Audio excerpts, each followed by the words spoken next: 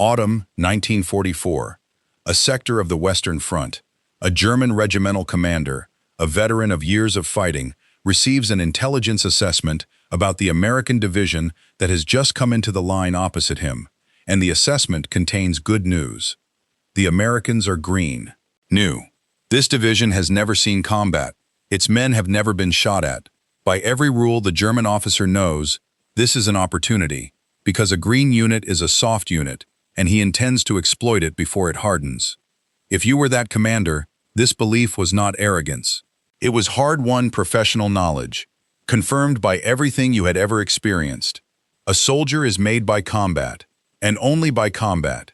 You can train a man for a year in a barracks and on a range, and he will still, the first time the shells come down for real, be half useless, frozen, clumsy, prone to fatal mistakes, a danger to himself and the men around him. The transformation from trained recruit to real soldier happens only under fire, and it happens slowly, and it is paid for in blood. The first battles of any green unit are its worst, and a wise enemy hits it hard in exactly those first battles, while it is still learning, before it has become dangerous. So the German commander looked at the green American division opposite him and saw a unit that would take weeks, perhaps months, of hard fighting to become truly formidable, and he planned to make those weeks as costly for them as he could.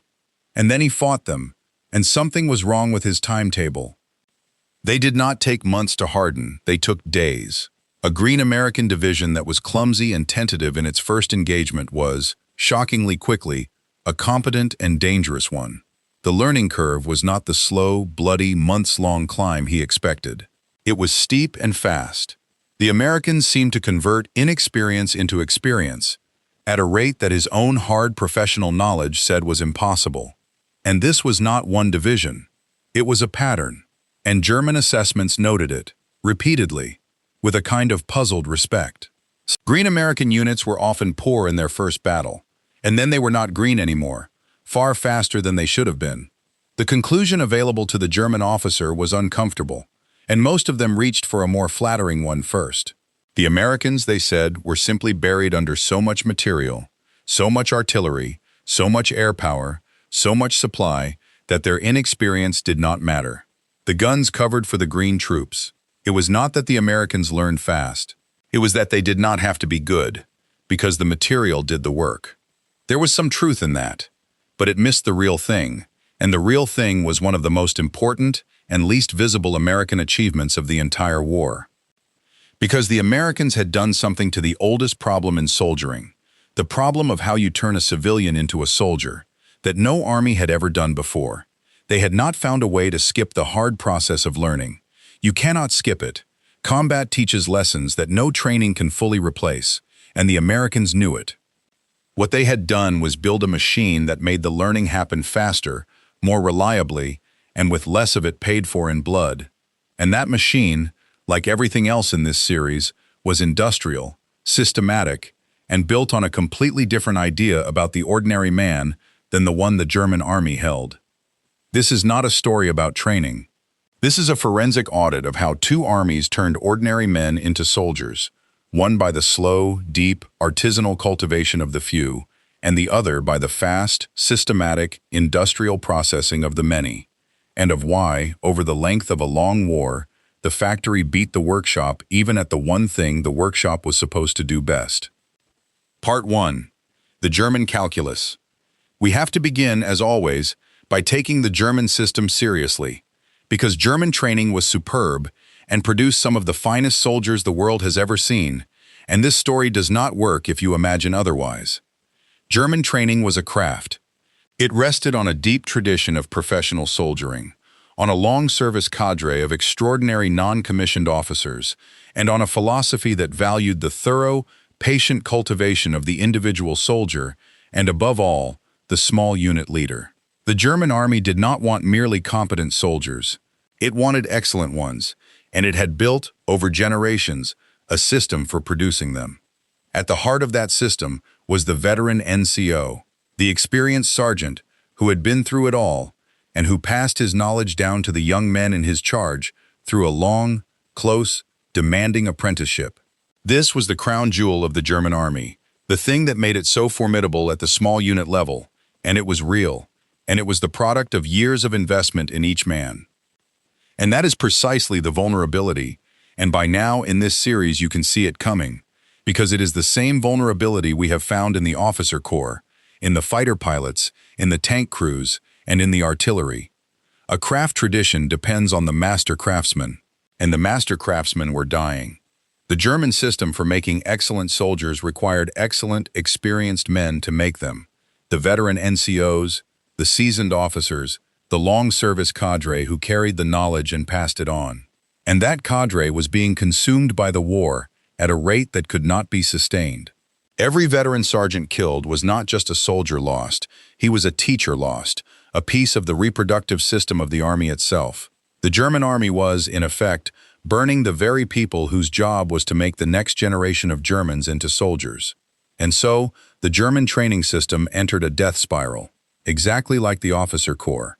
As the veterans died, training was conducted by less experienced men, to a lower standard, in less time, because the front's demand for replacements was insatiable and rising. The apprenticeship shortened, the masters thinned, the quality of the product fell, and the falling quality meant higher casualties, which killed more veterans, which degraded training further. By the last year of the war, the German replacement was often a poorly trained teenager or an overage conscript, given a fraction of the preparation his predecessors had received, led by officers and NCOs who were themselves half-trained, thrown into combat against an enemy who was getting better at exactly the moment Germany was getting worse. The magnificent craft tradition was still there in theory, but the craftsmen to execute it were gone, and a craft tradition without its craftsmen is just a memory of quality. And underneath this practical collapse sat the same philosophical assumption we have found everywhere in this series. The German system was built around producing the exceptional individual, the superb soldier, the brilliant small unit leader, and it was very good at that, when it had the cadre to do it. But it had no comparable machinery for rapidly lifting the ordinary man to a reliable standard, because that was not what it was designed to value. It was a system for cultivating excellence in the few, not for manufacturing competence in the many. And a war of this scale is, above all, a problem of the many. That is the German calculus. A superb craft tradition of soldier-making dependent on a cadre of veteran masters, being killed faster than it could be replaced, spiraling downward into shorter and shallower training conducted by less and less experienced men, and underneath it, a philosophy built to perfect the few, at the exact historical moment when the war had become a contest of who could make the many good enough, fast enough. Now let us look at the factory the Americans built. Part 2. The American Answer. The American approach to making soldiers was industrial, and it was built on the same foundations as everything else in this series. And it began, crucially, before the man ever reached combat, in a training establishment of a scale the world had never seen. The United States took millions of civilians and put them through a standardized training system. And the key word is standardized. The training was not a bespoke apprenticeship that varied with the quality of the individual master. It was a system, designed centrally, delivered to a common standard, so that a soldier trained in one camp came out with fundamentally the same baseline of skills as a soldier trained in another. It was the interchangeable parts philosophy, applied to human beings, not to make them identical, but to guarantee that every one of them met a reliable minimum standard and could slot into any unit, anywhere, and function. This is a genuinely different thing from the German craft model, and its advantages are the advantages of the factory over the workshop. A workshop produces superb individual pieces, but cannot scale and depends utterly on its master craftsman. A factory produces reliable, standardized pieces in enormous quantity, and, this is the crucial part, its quality does not collapse when any individual worker is lost, because the knowledge lives in the system, in the process, in the manual, not in the irreplaceable head of a single master. The American training system was built to lift the many to a reliable standard, at industrial scale, in a way that did not depend on any individual being irreplaceable. And it rested on the same civilian foundation we have found under every American advantage, a population that arrived already half-formed for the task, literate, mechanically minded, accustomed to machines and to self-direction, easy to train because they came preloaded with so much of what the Army needed. And the standardization went all the way down into the paper. The American Army wrote everything down. It produced field manuals for every conceivable task, in plain language, deliberately simple, often illustrated, so that the knowledge that in the German Army lived in the head of a veteran sergeant lived, in the American Army, in a book that could be printed 1,000,000 times and handed to anyone. The knowledge was extracted from the individual and frozen into the system, exactly as the engineering of a bridge was frozen into a standardized steel panel, exactly as the fire control mathematics was frozen into the charts of the Fire Direction Center. It is the same move. Again, take the thing that used to require an irreplaceable expert, capture it, standardize it, and make it reproducible without him. That does not mean the manual replaced the veteran. Nothing replaces the man who has been shot at. But it meant the baseline did not depend on the veteran. Every soldier started from the same written, teachable foundation, and the veteran's hard-won knowledge was added on top of a floor the system guaranteed, rather than being the only thing holding the soldier up. But training, however good, does not by itself solve the problem the German commander was counting on. The problem that green troops are still green when they arrive, and that combat experience cannot be manufactured in a camp. And here is where the American system did something genuinely clever, and it is the part that actually answers the puzzle of the fast learning curve. They managed the transition into combat itself, so that the learning happened as fast and as cheaply as possible. Consider the difference. In the collapsing German system, a green replacement was often thrown into a shattered unit as an individual, alone, to sink or swim, and mostly to sink, because he arrived with no friends, no mentors, and no gradual introduction, into a company of exhausted strangers, and he was statistically likely to become a casualty before he learned anything at all. His inexperience was fatal, precisely because there was no system to shepherd him through it. The American ideal, and it was not always achieved, and we will be honest about that, was different. It was to bring green units into the line in quieter sectors first, to blood them gradually, to pair inexperienced men with the veterans who had survived, to let the learning happen under conditions that gave the green man a chance to survive long enough to become experienced. The lessons of combat that could only be learned in combat were fed to the new soldier in a managed way, so that he lived through the learning instead of dying in it. And there was the after-action machinery, the deliberate, systematic study of what had gone wrong and right in each engagement, and the feeding of those lessons back into training and doctrine. The American Army treated combat experience not as something mystical that could only be lived, but partly as information, data to be collected, analyzed, and distributed, so that lessons learned in blood by one unit could be taught, second-hand, to units that had not yet paid for them. It could not fully substitute for experience, but it could accelerate its acquisition and reduce its price. And behind all of it stood the factor we have already documented in half these episodes, and it is the one that makes the fast learning curve finally make sense. The American soldier survived long enough to learn. Because the American system was built to keep him alive, the medical chain, the crew survivability, the rotation, the whole apparatus that pulled men out of burning tanks and off the battlefield and returned them. The American soldier who survived his clumsy first battle was likely to be there for his second, and his third, accumulating experience with each one. The learning curve was not just steep because the training was good, it was steep because the men lived to climb it. Experience compounds only in the survivors, and the American system produced survivors. The German green soldier, by contrast, was often killed in his first clumsy days, taking his potential experience into the ground with him, so that the German army was perpetually relearning the same lessons with fresh green men who did not survive long enough to become the veterans who could have taught the next batch. One system produced a rising curve of experience because its men survived to climb it and its lessons were captured and taught. The other produced a flat, low line because its men died before they could learn and its teachers died before they could teach. Part 3. The River of Steel. The scale of American training was, like everything in this series, industrial in the most literal sense. The United States built an archipelago of training camps and processed millions of men through them. to a common standard, in a continuous flow, for years. It was one of the largest educational undertakings in human history, and it was organized the way America organized everything, systematically, at scale, with standardized curricula and standardized measures, and an industrial throughput of human beings transformed from civilians into soldiers. And it did this while its training establishment sat in a vast, safe, unbombed interior, with unlimited fuel for training vehicles, unlimited ammunition for training ranges, unlimited space for maneuvers, and no enemy aircraft overhead. The American soldier learned to drive, to shoot, to maneuver, to work as part of a unit, in conditions of total safety and total abundance, firing more live ammunition in training than many German soldiers would fire in combat, driving more miles in training than fuel-starved German units could manage on operations.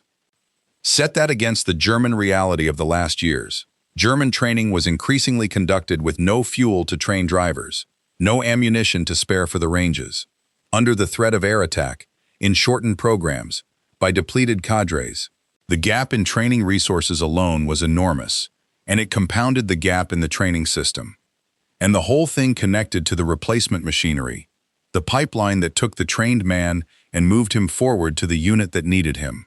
That system had real and serious flaws, which we have already acknowledged in an earlier audit. The individual replacement, sent forward alone into a unit of strangers, was one of the genuine cruelties and failures of the American war, and it killed men who should have lived. The system was not good. But even in its flawed state, it was moving standardized, reliably trained men forward in a continuous flow, in quantities that let the American army absorb catastrophic losses and keep functioning, refilling shattered divisions and returning them to effectiveness at a speed the Germans could not match. Every part of it interlocks with everything else in this series. The standardized training rests on the literate, mechanical civilian population. The survivability that lets experience compound rests on the medical chain and the crew protection philosophy. The abundance of training fuel and ammunition rests on the industrial base. The whole thing is one machine, and it is the same machine seen from another angle that produced the fuel and the tanks and the trucks and the rifles. A machine for taking the ordinary man and making him, reliably and at scale, into something effective, and then keeping him alive long enough to become something formidable. Part 4. The German realization. The Germans saw the fast learning curve, and their assessments of it are among the most revealing documents of the war, because they show professional soldiers watching something that contradicted their deepest beliefs and struggling to explain it. They noted repeatedly that American units improved rapidly, that a Green American division, unimpressive in its first encounter, became a serious opponent alarmingly fast, that the Americans seemed able to absorb heavy losses, replace them, and remain effective in a way that a German unit taking comparable losses could not. German commanders who had expected to shatter Green American formations found again and again that the formations declined to shatter, or shattered and reformed and came back competent, and the more perceptive among them understood, at least partially, what they were seeing. They understood that the American superiority was not primarily in the individual soldier. Man for man, the German veteran was often still superior, and the Germans knew it and took a certain bitter pride in it. The American superiority was in the system, in the ability to produce competent soldiers in enormous numbers, to keep them supplied and alive, to absorb losses and replace them, to convert green units into effective ones rapidly and reliably. But understanding it did not help them, for the reason that understanding never helped them in any of these episodes. You cannot build an industrial training system in the middle of a war you are losing. You cannot conjure back the veteran cadre you have already spent. You cannot find the fuel and ammunition to train properly when you have none for combat. You cannot make your dying soldiers survive long enough to become the teachers of the next generation. The American advantage was structural, built on a whole society and a whole industrial base and a whole philosophy, and it could not be copied by an enemy who had none of those things and was running out of time. And there is the bitterest realization of all, buried in the comparison. The German army prided itself on producing the superior individual soldier, and it did. But in doing so, it had built a system that could only produce him slowly and could not replace him when he was lost, so that its very excellence was a kind of trap. It had staked everything on the quality of the individual, in a war that was decided by the reliable competence of the mass. The Germans made better soldiers, one at a time, and could not make enough of them, and could not replace the ones they lost, and watched their average quality fall as the war went on. The Americans made adequate soldiers, by the million, reliably, and kept them alive long enough to become good ones, and watched their average quality rise as the war went on. Two curves, crossing, and the German officer who looked at the green American division and saw an easy target was standing, without knowing it, at the exact point where the two curves met, the last moment at which his hard-won belief that experience beats system was still, briefly, true. If your father, your grandfather, or your uncle went into that war as a green replacement, clumsy and frightened in his first days, and then, faster than anyone expected, a real soldier, or if he was one of the veterans who took the new men under his wing and taught them, in the line, the things that kept them alive, I would be grateful to hear his name and his unit in the comments. The men who learned fast and the men who taught them are the reason green divisions became formidable ones. They are mostly gone now. What remains are the stories their families carry. Those stories belong in the record. Part 5. The Verdict. 1945.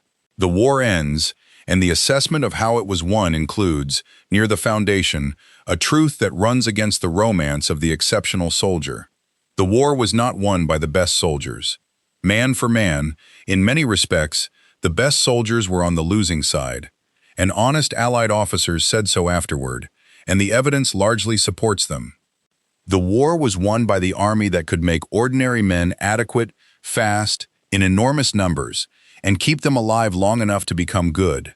And that could do this reliably, again and again, absorbing losses that would have destroyed a craft-based army, because its capability lived in a system rather than in irreplaceable individuals.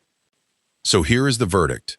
The German army was a workshop, and it made magnificent soldiers, slowly, one at a time, by the hands of master craftsmen. And when the craftsmen were killed, the workshop could not replace them, and the quality of the work fell, and there were never enough pieces, and the ones that were lost could not be remade. The American army was a factory, and it made adequate soldiers, quickly by the million, to a reliable standard, in a process that did not depend on any individual being irreplaceable, and then it kept those soldiers alive, through its medical and survivability systems, long enough for the adequate to become good, and the good to become formidable, so that its quality rose over time, even as it took losses. And the German officer who looked at a green American division and licked his lips was making the last mistake of a dying tradition. He believed that experience was everything, and that it could only be won slowly and could not be manufactured. And he was right, in a sense. Dueled, experience cannot be manufactured, but it can be accelerated and captured and taught, and above all it can be preserved in men who survive to carry it. And the Americans had built a machine that did all four, while his own army burned its experience into the ground, faster than it could replace it. The Germans cultivated soldiers. The Americans manufactured them, and then kept them alive long enough to grow. And in a war that lasted years and consumed millions, the manufactured soldier who survived to learn beat the cultivated soldier who died before he could teach. The Germans could afford to make each soldier slowly and perfectly. The Americans could afford to make them all, fast, and to let the war itself finish the teaching, on men their system had kept alive long enough to learn the lesson. If this forensic audit gave you something to think about, hit the like button. It keeps this channel visible to the people who want the history the way it actually happened. Subscribe if you want the next audit, because there are more of these, more systems, more decisions, more of the invisible, unglamorous machinery that decided who won and who came home. And remember this, about the green men who learned. Nobody makes a film about the frightened 19-year-old in his first week in the line, clumsy and useless and certain he will die, who was taken in hand by a tired veteran with a month's more experience than him, which in that world was a lifetime, and taught the small things that kept him alive, how to dig, when to move, what the different sounds meant, How to stay calm, and who. A few weeks later, having survived because someone taught him, and because a whole system had been built to give him that chance, was himself the tired veteran, taking the next frightened boy in hand. He was not trying to be a hero. He was trying to learn fast enough to live, and then to pass on what he had learned, so the next man could too. Mostly, because a nation had built a machine to give him the chance. He did. They deserve to be remembered by name, by unit, and by the plain, unromantic truth that won the war. That an ordinary man, trained well enough, kept alive long enough, and taught by the man beside him, becomes a soldier faster than any enemy expects. And that an army built to do that, at scale, for everyone, beats an army built to perfect the few.